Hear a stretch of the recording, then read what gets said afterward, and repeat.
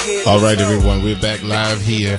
It's the C. Allen Morning Show. Listen, and I definitely hate that we had to cut Lee off because he was on the road and he started preaching. AC, did you hear him? Yes, I did. Yes, indeed. And Lee was preaching, and he made a lot of sense. And I appreciate the love, Lee, and I want you to continue to listen to the show. And we hated that we had to go to break. Now we also have Sharice and Mark Carter on the line, but before we get to them, I want to finish with AC so we can clear this line. Just one of the things that I think is really important, AC, that we have to share with everyone is that we are doing a 50% off for teachers. So if there's anybody know not only a DC public school teacher, but if you are a teacher, if you are a retired teacher, and you can prove that, we're offering a 50% off anything you want at the Signature Salon in reference to services, not products, but services. We're offering a 50% off. I am an educator. I got a master's degree from Howard University, and I love teaching.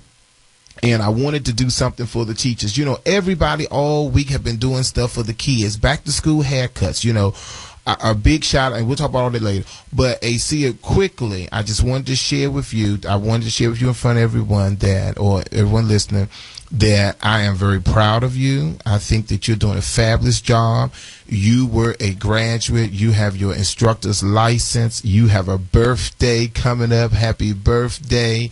And I just want to let you know that I appreciate you at the Signature for just being a part of helping me with these 50% off prices. You know, I just wanted to share that because a lot of people, and I have a lot of stylists who say, don't talk about us on the air because we're not giving them no deals. They got money like everybody else. And every time I come to you, you always give your expertise and your talent. And you listen to me when I offer 50% off special. So that's what we're going to do. I'm going to have people to start calling at the end of the show. We're going to book some people 50% off services this week with Acia and Tashelle at the C. Allen Signature Salon. So, AC, I just wanted to say I'm very proud of you and happy birthday to you. And we will be posting your VIP specials, but we definitely want my callers 50% off. You need to get, and the reason why we're doing that so you can get in the door to see how a true business is supposed to be. But we got to go. Okay. All right. Okay. Let's go to Sharice. Sharice, we're talking about the no dreadlock, no band policy from Hampton University. What's your comment? Oh, I just wanted to say that, well, first of all, hi, Mr. Bennett. This is Sharice from the Training with Easy show. Oh, my girl. Yes. Talk to me. One of my big supporters. Yes, I love you so much. So, you know, I have locks. When I graduated from college, I had the nerve to have red at the end of them.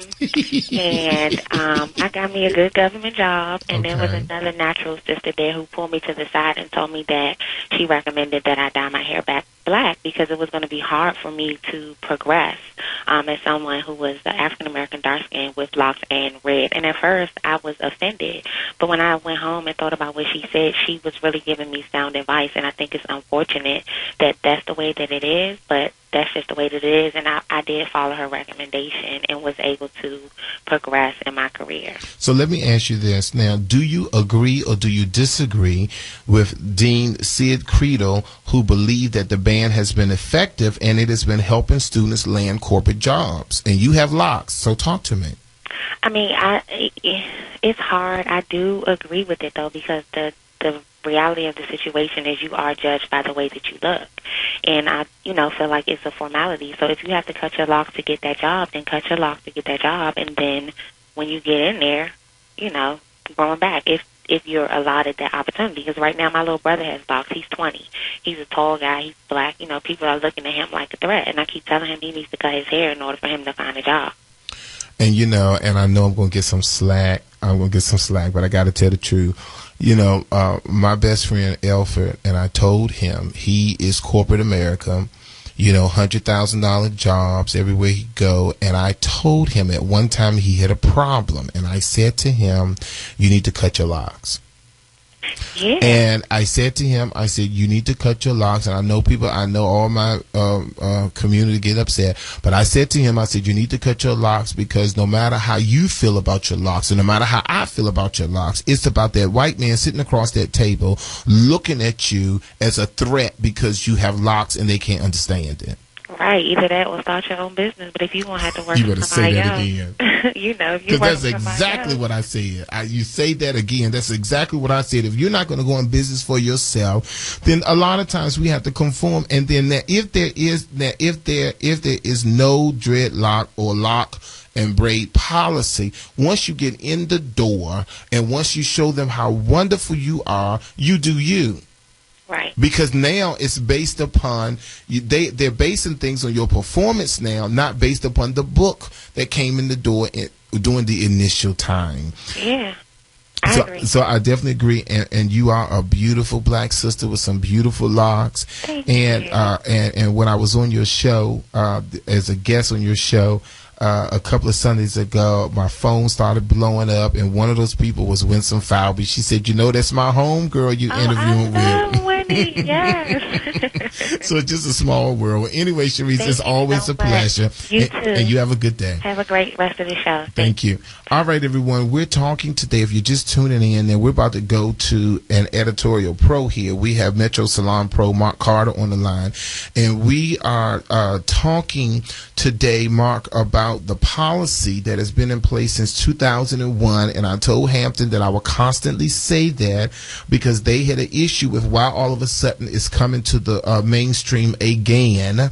And this policy has been in place since 2001, a no lock, a no braid policy. I wanted to hear from you today, Mark Carter. What is your thoughts as the editor of Metro Salon Pro? What is your take on the lock policy? Hello, everyone. I hope everyone is having a great morning. Basically, in regards to the lock policy, I actually had locks for an extended period of 5 years, and I worked in corporate America. And my primary constituent was Caucasian. Okay. And they had no problem with my hair or my locks. It just so happened to be in fitness industry. And so when we break down this particular policy, I look at the fact that Mr. Credo is actually hired as an advisor to helping students develop careers. Mm-hmm. And so, and particularly when it comes to the development of careers, students have to decide, if they want to go to a school like Hampton where they could have an opportunity, or if they want to go to another school that has a flexible policy in regards to hair. With Mr. Credo being an advisor in that regard, he is also trying to help them in terms of their image, help them in terms of being able to actually acquire a job. So, Mark, let me ask you this question. So then why do you feel that a lot of people on all of my Facebook pages and everything, they are against Mr. Credo with the policy of no braid and no dreadlocks? So why I'm sorry? One of the things that we look at is employment discrimination. There's a law that, prevents discrimination based on race, sex, religion, national origin, physical disability, and age by employers.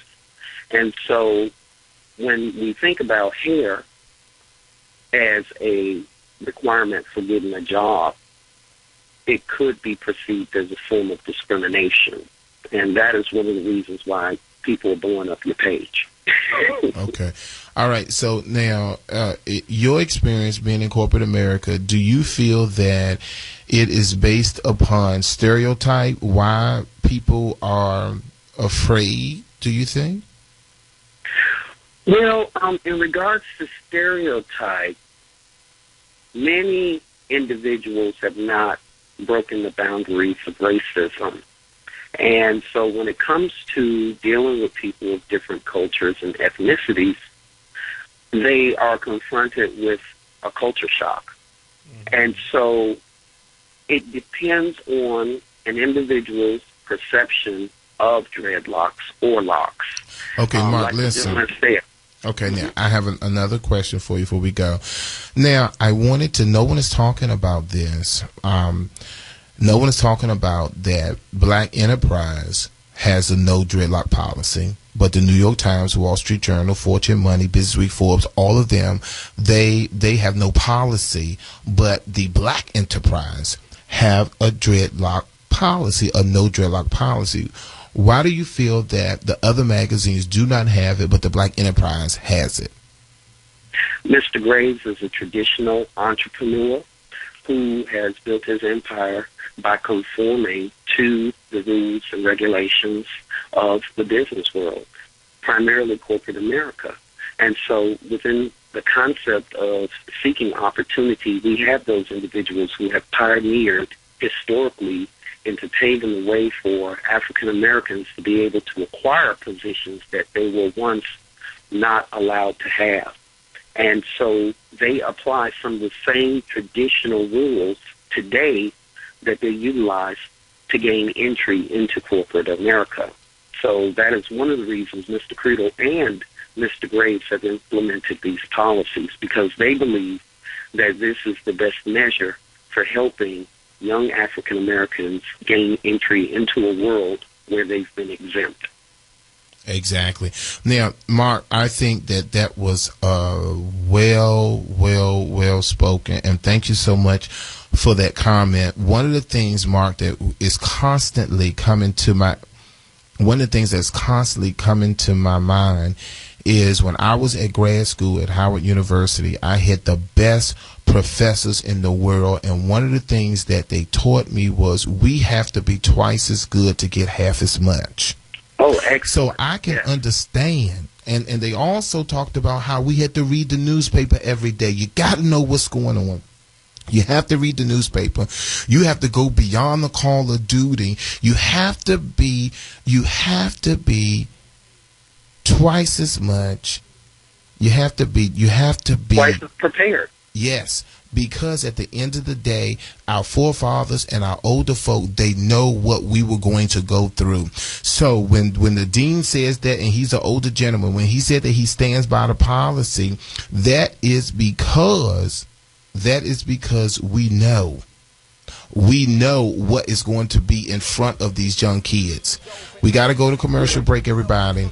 And thank you so much, Mark, for calling. Oh, stay tuned. You. We'll be right back. This is the C. Allen Morning Show.